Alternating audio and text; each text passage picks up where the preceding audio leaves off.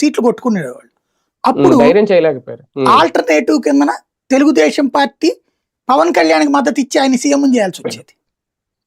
కర్ణాటకలో జరిగినట్టు అప్పుడు. లేదా అట్లా కాదు అనుకున్నప్పుడు ఇద్దరు ఓడినా తెలుగుదేశం అవకాశం దెబ్బతినేసి జనసేన వైసీపీల మధ్యన పోరాటంగా మారేది.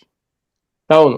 కానీ ఈయన ఎప్పుడైతే పొత్తు పెట్టుకుని ఇవాల్టి రోజున తనకి పొత్తుకి ముందున్నటువంటి క్రెడిబిలిటీ కోల్పోవట్లా. ఇవాళ పాలనా వైఫల్యం అంతా ఆయన మీదకి చుట్టుకుంటోందిగా.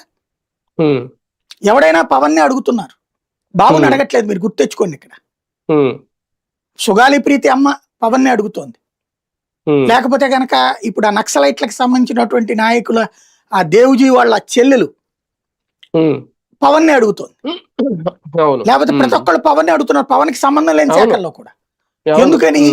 వీళ్ళందరూ పవనే చెప్తున్నాడు కదా నన్ను చూసినే కూటమిని గెలిపించారని. ఆయన చూసిన తర్వాత ఇప్పుడు మందు బెల్ట్ షాపులు మందు అమ్ముతుంటే బాబుకి నెగిటివా పవన్ కి నెగిటివా?